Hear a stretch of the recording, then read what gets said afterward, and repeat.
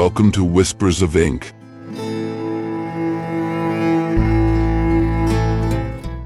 I'm Machado de Assis, and now I will read one of my stories. Let's start with the book Father Against Mother, which is part of my novels collection.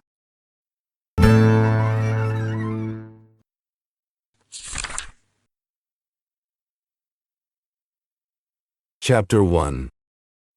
They called it a collar, but it was more like a cage. A thick iron ring, heavy enough to weigh a man down, locked tight around the neck.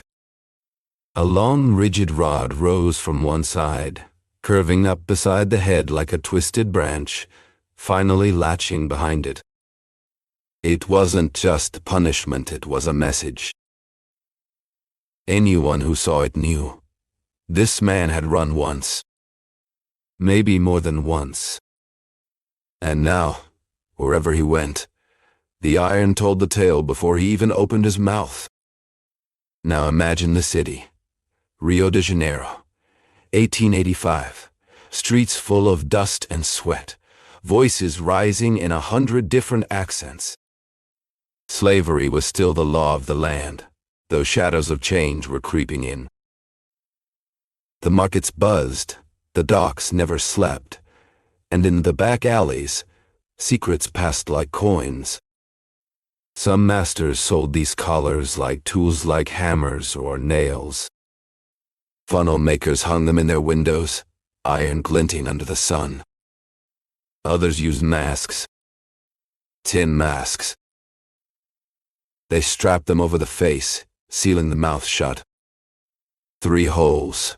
2 for eyes, 1 for breath. No lips to kiss, no tongue to taste. No way to drink. That was the point. The mask cured drunkenness, they said. And with drunkenness gone, so went the urge to steal. Because when a slave wanted a drink, he stole the coins from his master's pocket to buy it. So, 2 sins gone with 1 cruel device. And in their place, sobriety. Honesty. Or so they claimed. But cruelty wears many faces.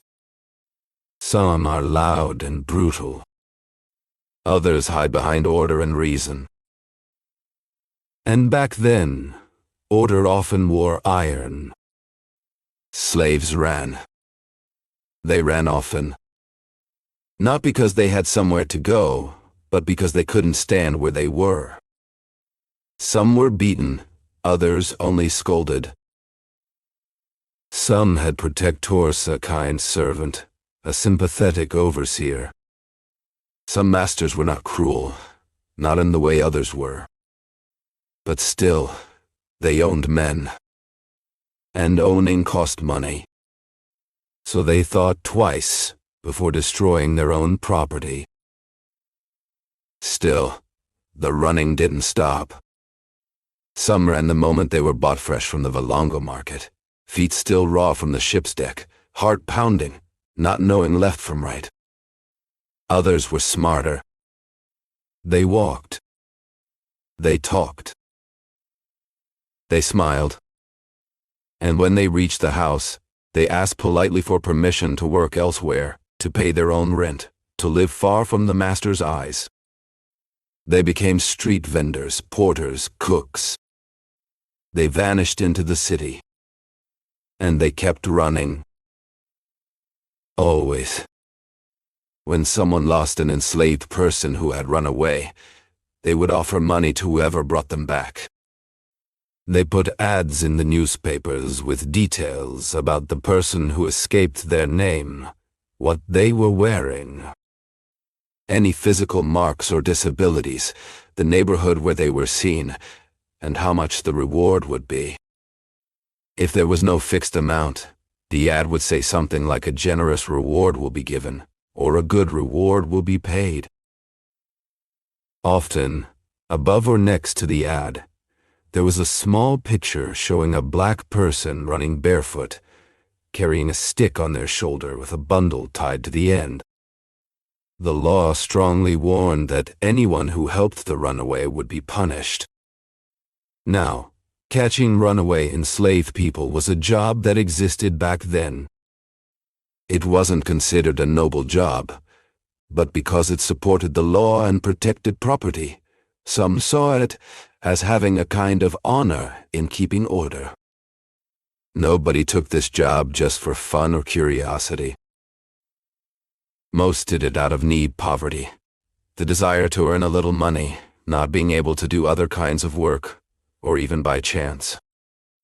Some might have liked helping, even if in a different way. This story's about one of those men, Candido Neves, known as Candinho, and his family. He started doing this job because he needed money. But Candido had a big problem. He couldn't stick with any job for long.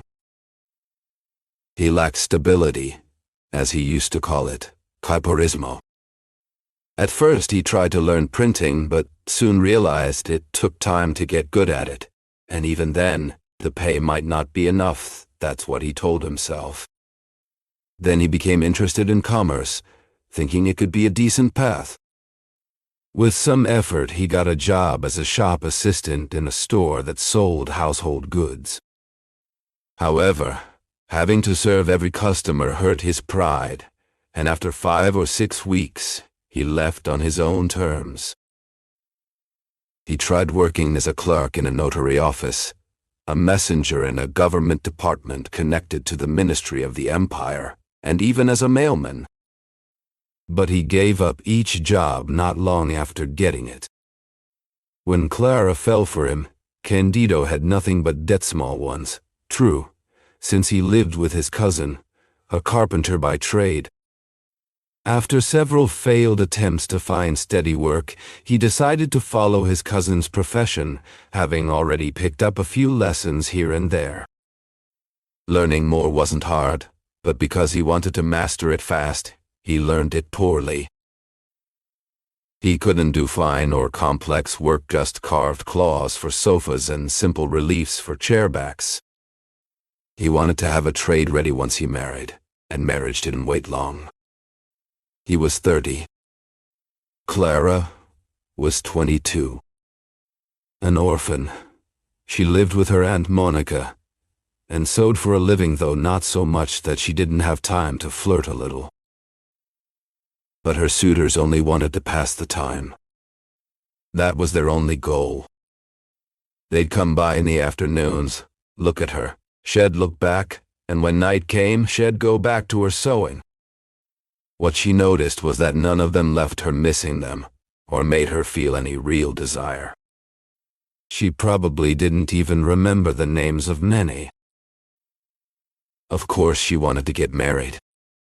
As her aunt would say, it was like fishing with a rod, waiting to see if a fish would bite. But the fish swam far away.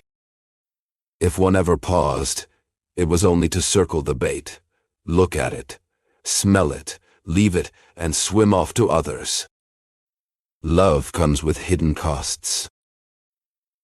When Clara met Candido Neves, she felt he was the one, her only and true future husband. They met at the ball. And just as her future groom had once carved wood, this was the first page of their story, a book that would be poorly written and even worse bound. 11 months later, they married. It was the most joyful celebration among their friends and family. Some of Clara's female friends, more out of jealousy than real concern, tried to talk her out of marrying him. They didn't deny that the groom was kind, or that she loved him, or even that he had some good qualities. But they said he was far too playful and wild. Well, good for him, Clara replied. At least I won't be marrying a corpse. No, not a corpse, they said. But still, they never said exactly what they meant. Aunt Monica brought up the subject of possible children only once, after the wedding, when the young couple moved into their small, humble home. They wanted just one child, even though another mouth to feed would make life harder. "You'll starve if you have a baby," Aunt Monica told her niece. "Our Lady will feed us," Clara replied. Maybe Monica should have warned them earlier when Candido came asking for Clara's hand.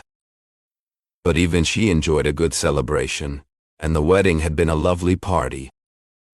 Happiness was shared among the three of them. The young couple laughed at almost everything. Even their names became jokes: Clara, Nevis, Candido. They didn't bring food to the table, but they brought laughter, and laughter was easy to digest. Clara now sewed more than ever, while Candido went from job to job, never staying in one place for long. He didn't have steady work, but neither of them gave up on the idea of a child. The baby, unaware of their hopes, simply waited, hidden in eternity. Then one day, the baby gave a sign. Whether it was a boy or a girl didn't matter, it was the blessed child they had dreamed of. The one who would finally bring the couple the happiness they longed for. Aunt Monica was stunned, but Candido and Clara laughed at her worries. "God will help us, Auntie," Clara, now pregnant, kept saying. The news spread quickly from neighbor to neighbor. Now, all that was left was to wait for the big day to arrive. Clara worked even harder, as she had to earn money with her sewing while also preparing the baby's small set of clothes from leftover fabric. She already felt the child close to her, as if it were already there. She measured diapers, sewed tiny shirts, and lived in constant thought of the little one. Money was tight, and meals were often far apart. Still, Aunt Monica did help, though not very willingly. "You'll see how hard life can be," she would sigh. "But don't other children get born too?" Clara asked. "They do," Monica replied, "and somehow they always find something to eat, even if it's not much." "Sure? Sure how?" she asked.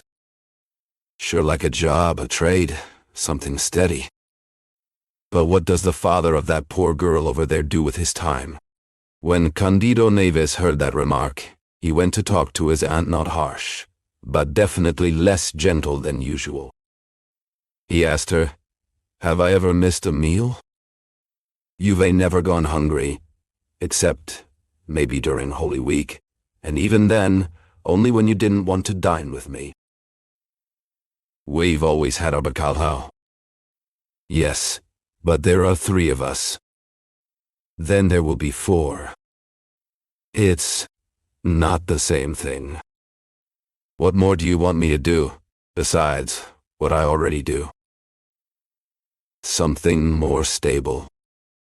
Look at the carpenter on the corner, the shopkeeper, the printer who got married last Saturday, all have real jobs. Don't get upset I'm not saying you're lazy, but what you do isn't steady. You go weeks without a coin in your pocket.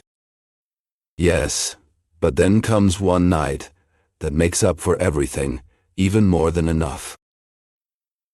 God doesn't abandon me, and runaway slaves know better than to mess with memos. Don't even try to fight back." He spoke with pride, treating hope like a safe investment. A moment later he laughed, and made his aunt laugh too. She was naturally cheerful and already imagining a joyful celebration at the baby's baptism. Candido Neves had already lost his job as a woodcarver, just like he had given up on many other trades before, some better, some worse. Catching runaway slaves gave him a new sense of purpose. It didn't force him to sit for long hours. It only required strength, sharp eyes, patience, courage, and a piece of rope. He read the wanted ads, copied them down, tucked them into his pocket, and went looking. His memory was excellent. Once he memorized the details and habits of a runaway, it didn't take him long to find, grab, tie up, and return the man. He was strong, fast, and clever. More than once, while chatting on a street corner about something completely unrelated, He'd spot a slave walking by like any other man, and instantly recognize him, knowing who he was, his name, his owner, where the owner lived, and how much the reward was. He'd stop the conversation right there and go after the fugitive. He did not grab them right away. Instead, he waited for the right moment, and then, in one quick move, he would have his reward in hand. It was not always a clean victory. The other man's nails and teeth would sometimes draw blood, but more often than not, Candido Neves came out on top without so much as a scratch. But one day, things began to change. The runaway slaves stopped coming to him as they used to. There were newer, more skilled hands in the game. As the business grew, more than one unemployed man saw a chance and took it. They picked up ropes, went to the newspapers, copied the ads, and started hunting on their own. Even in his own neighborhood, there was more than one rival. In other words, Candido Neves' debts began to rise, now that the quick or nearly quick payments from the early days had stopped coming. Life became harder and tougher. They ate on credit and poorly. Meals came late. The landlord sent word about the rent. Clara barely had time to mend her husband's clothes. She was too busy sewing for others. Aunt Monica helped her niece, of course. When Candido came home in the evening, it showed on his face that he had not earned a single coin. He would eat and go out again, searching for some runaway slave. There were times, though rare, when he mistook someone. Once, he grabbed a slave who was loyal and only out doing his master's errands. Need had made him blind. Another time, he caught a free black man. He apologized over and over, but the man's relatives gave him a severe beating. "That's just what you needed," Aunt Monica said when she saw him come in, after hearing the story of the mistake and what came after. "Leave this behind, Candido. Find another way to live. Another job." Candido really did want to do something else, not just because of her advice, but simply because he wanted to change jobs. It would be a way to change his skin, or even his whole self. The problem was, he could not find anything close at hand that he could learn quickly. Time moved on. The baby inside grew, and began to feel heavy to the mother before it was even born. The 8th month arrived, a time full of worry and need, though not as hard as the 9th, which I will skip telling about. Clara and Candido sat across from each other at the small wooden table, the silence between them heavy with worry. The air inside the house felt thick, like the heat outside, and neither of them had much appetite. It had been a hard week, maybe the hardest yet. "No, Aunt Monica," Candido finally shouted, his voice breaking the quiet like a hammer on glass. His face turned red with anger. He stood up fast, knocking his chair back. "I will never do that. Never." It was the advice his aunt had given just moments before, something he could barely believe she had said out loud. And for his father to even hear such a thing, the thought of it made Candido's stomach twist. Aunt Monica had spoken just a few days earlier, near the end of the month, when the couple had been sitting with her in the small living room. She had looked at them, calm and serious, and said, "You should leave the baby at the foundling wheel." Candido and Clara had stared at her, shocked. The foundling wheel. That old round hatch built into the wall of the charity hospital where unwanted babies were left, wrapped in cloth and pulled inside by strangers. "Leave our baby where?" Candido had asked, his voice low, as if he hadn't heard right. He had looked at Clara, who sat with her hands folded in her lap, her lips pressed tight. She didn't cry, but her eyes said everything. Clara tried to calm him. "Aunt Monica didn't mean it like that," she said gently, reaching for his hand. "Didn't I?" Aunt Monica replied, crossing her arms. "I meant exactly what I said. You two are poor. You owe money for food, rent, even the doctor. If the baby comes, how will you feed it? How will you raise it?" She paused, then added, "You can try again later, when you're ready. But now, this is the best thing. The only thing." Candido looked like he might explode. "The best thing?" he repeated. "Are you serious?" He stood up and slammed his fist on the table. It was an old table, shaky and worn, and the wood groaned under his hand. A small crack ran down the middle of the surface. Aunt Monica didn't flinch. "Yes, I'm serious. Do you think I want to see you both starve? Do you think I want your baby to suffer?" She looked from Candido to Clara, and back again. "That wheel is not a grave. People leave babies there because they have no other choice.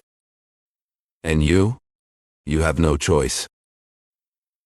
She stood, shaking her head. "Think about it," she said, and walked away, disappearing into her room. This wasn't the first time she had suggested it. She had hinted at it before, always carefully, always in whispers. But this time, she had said it straight.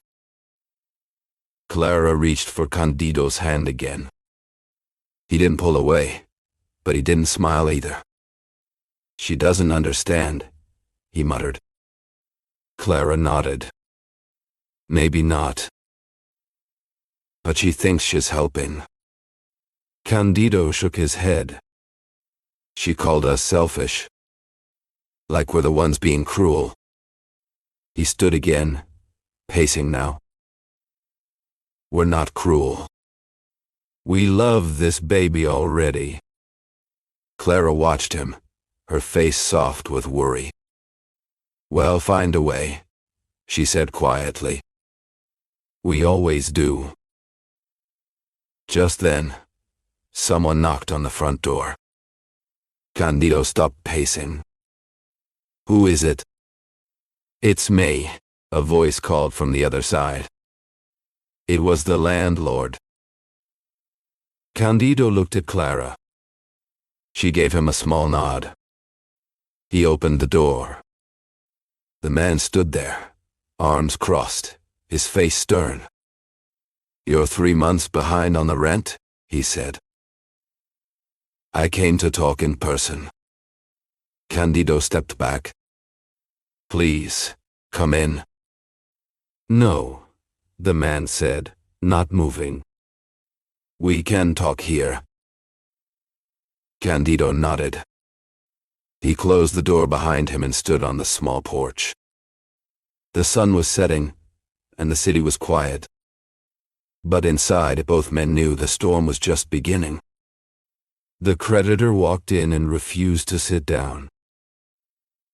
He glanced around the room, checking if any of the furniture was worth seizing.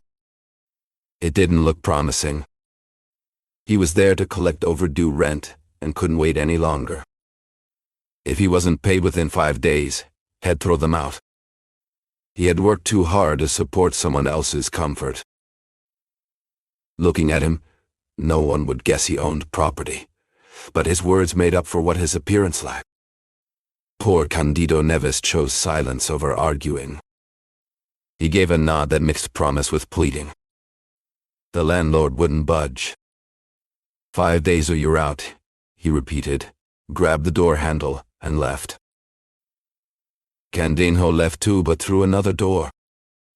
Even in moments like this, he never gave in to despair. He always hoped for a loan, though he didn't know from where or how. Still, he placed ads in the paper. He found several, some already outdated, but had been chasing leads for a while with no luck. He spent hours going from one place to another, all for nothing, and finally went back home. By the 4th day, he had no options left. He started pawning what little he had and visited people he thought might be friendly enough to talk to the landlord. But all he got was the order to move out. The situation was dire. They couldn't find a new place, and no one seemed willing to lend them even a small amount. They had no choice but to end up on the street. They didn't expect help from Aunt Monica, but she had a plan. She managed to find space for the 3 of them in the home of an old, wealthy woman. This lady agreed to let them use the downstairs rooms at the back of the house, near the stable, close to the courtyard. Even better, Monica decided not to tell them anything.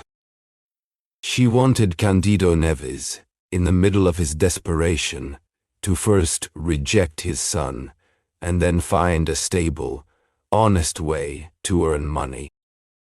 In short, to change his life. She listened to Clara's complaints without repeating them. Yes, but also without offering comfort. On the day they were forced to leave their home, she would surprise them with the news of her favor. That way, they'd sleep better than they expected. And that's exactly what happened. Once they were kicked out, they moved into the borrowed room. 2 days later, the baby was born. The father's joy was immense, and so was his sadness. Candido Neves and Tia Monica stood in the dim light of the small room, the baby wrapped in a thin cloth between them. Tia Monica had made up her mind. "If you want take the child, I will," she said firmly. "I'll go to Rua dos Barbonos myself." Candido hesitated. He didn't want to let her go. "Wait," he replied.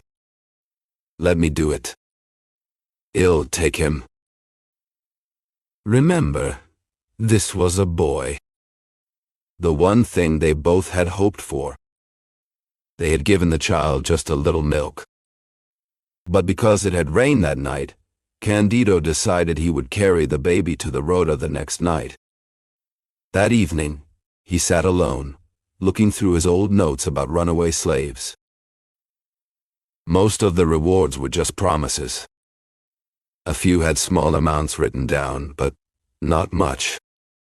One notice, however, offered 100 mil rey. It was for a mulatto woman.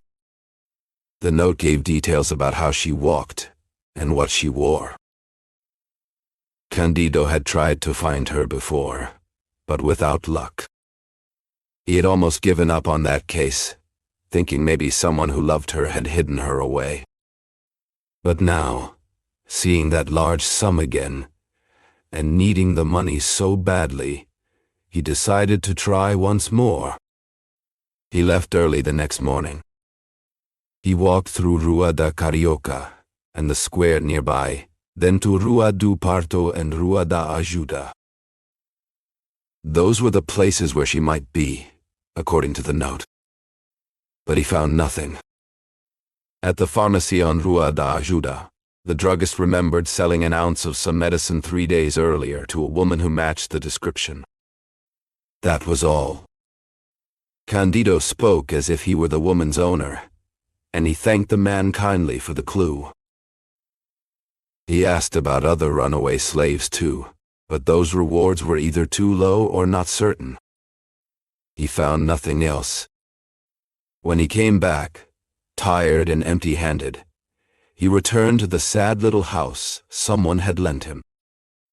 Tia Monica had already made it a simple meal for the new mother, and she had the baby ready to go to the Rhoda. Candido felt a deep pain when he saw them. He tried not to show it, but he couldn't hide his sadness. He refused the food Tia Monica had saved for him. "I'm not hungry," he said. And it was true. He thought of 100 ways to keep the child, but none of them worked. He could not forget the poor place he lived in. He talked to his wife. She seemed calm, resigned. Tia Monica had painted a picture of the boy's future, more poverty, and maybe even death without help. Still, his heart ached. He had a son, and he was about to give him away. Candido Neves had no choice but to keep his word. He asked his wife to give their baby the last of the milk he would ever drink from her breast. She did as he asked. The child fell asleep, and Candido gently picked him up. Then he stepped out into the night, heading toward Rua dos Barbonos. There was no doubt he thought more than once about turning back, taking the baby home, and pretending none of this had ever happened. But even as those thoughts came, he held the child close, kissed him gently, and covered the baby's face to protect him from the cold night air. As he reached Rua da Guarda Velha, Candido began to slow his steps. "I'll wait as long as I can before handing him over," he whispered to himself. But the street was not endless, nor even very long, and soon he found himself at its end. That's when he decided to take a shortcut through one of the alleys that connected to Rua da Ajuda. At the end of the alley, just as he was about to turn right toward Largo da Ajuda, he saw a figure across the street, a woman. It was the runaway mulatto girl. Candido could not describe the shock he felt, not even to himself, because no words could match the real intensity of it. Let's just say it was huge. As the woman walked down the street, so did he. A few steps away stood the pharmacy where he had earlier asked for directions. He went inside, found the pharmacist, and asked if he could watch the baby for just a moment. "I'll come back for him, I promise," he said. But before the pharmacist could reply, Candido was already out the door again. He crossed the street quickly and followed the woman, staying close enough to catch her without causing a scene. At the far end of the street, just as she was about to turn onto Rua de San Jose, Candido finally reached her. It was definitely her, the same runaway mulatto girl. "Arminda," he called out, using the name from the wanted notice. She turned around, not suspecting anything at first. But then, as he pulled a piece of rope from his pocket and grabbed her arms, she understood. And she tried to run. It was too late. Candido, with his strong hands, tied her wrists and told her to start walking. Arminda tried to scream. She may have even cried out loud, but she quickly realized no one would come to help her. In fact, they might not even care. So she begged him, through tears, to let her go for the love of God. "Please," she cried, "I am pregnant, my lord. If your honor has any children, I beg you, for the love of them, let me go. I will be your servant. I will work for you as long as you want. Let me go, young master." "Move along," Candido Neves repeated. "Let me go. I don't want delays." "Move!" There was a struggle. The enslaved woman, groaning in pain, dragged herself forward while carrying her unborn child. People passing by or standing at the door of a shop understood what was happening and, as usual, did not intervene. Arminda kept saying her master was cruel, and would most likely punish her with whips, something that, in her condition, would bring her even greater suffering. She was sure he would order her to be whipped. "You only have yourself to blame," Candido Neves told her. "Who told you to have a child, and then run away?" He was not in the mood for laughter. His son was waiting for him at the pharmacy, and that worried him. It was also true that Candido was not a man of many words. He kept pulling the enslaved woman along Rua dos Aurais, heading toward Rua da Alfândega, where her owner lived.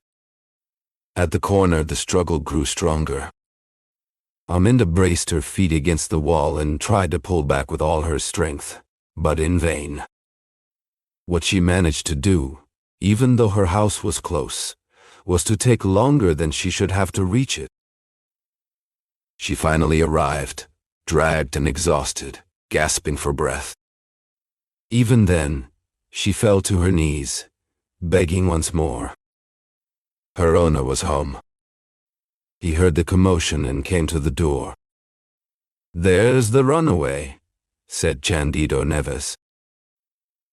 "That's her." "My lord," Arminda cried. "Come in," he ordered. Arminda collapsed in the hallway. Right there, her owner opened his wallet and pulled out the promised 100 mil rey as a reward.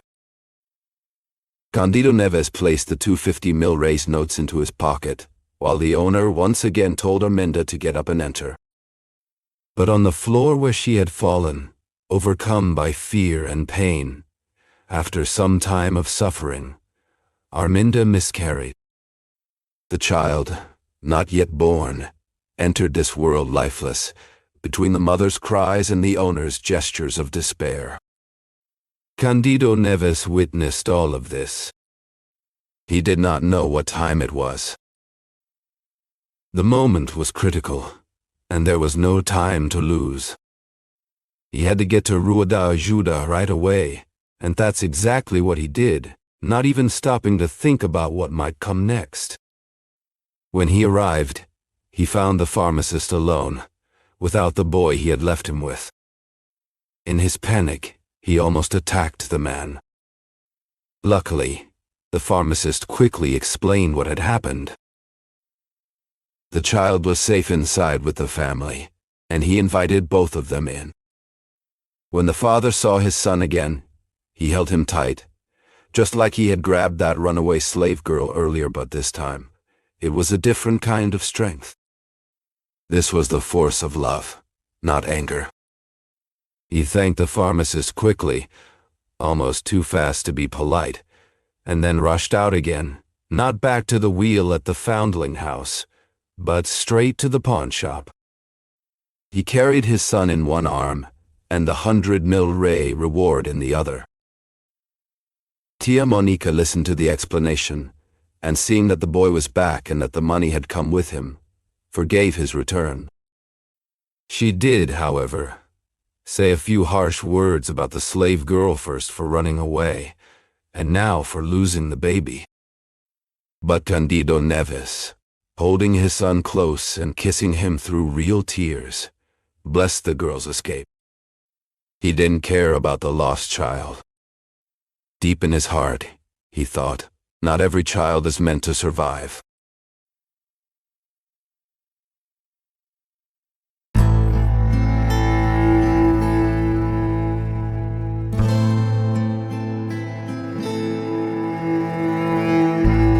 Thank you for listening so far. If you enjoyed this video, don't forget to like our channel and click the bell to be notified whenever a new book is read. Have you heard of Machado de Assis? Machado de Assis, born in Rio de Janeiro in 1839, is considered one of the greatest writers in Brazilian literature and a master of psychological realism. He was a novelist, poet, playwright, and short story writer whose works explore the complexities of human behavior with irony, subtlety, and deep introspection.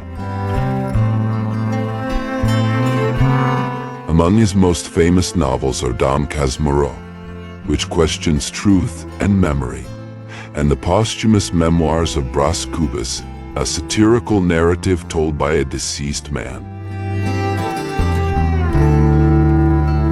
Machado's literature often reflects the contradictions of Brazilian society, addressing issues like race, class, power, and identity in a sophisticated yet accessible style.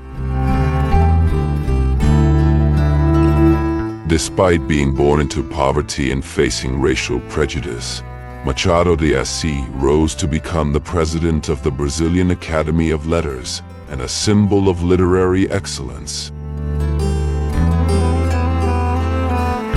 His sharp wit and profound observations about society and the human soul make his works timeless and universally relevant. Today, he is recognized not only as a Brazilian icon, but also as a world-class author whose legacy continues to influence generations of writers and thinkers. Machado de Assis shows us that literature can be both elegant and critical, intimate and universal, humorous and profound. His stories remain as powerful and thought-provoking today as they were more than a century ago. Machado is a treasure of world literature, and through his voice, we discover the infinite layers of the human experience.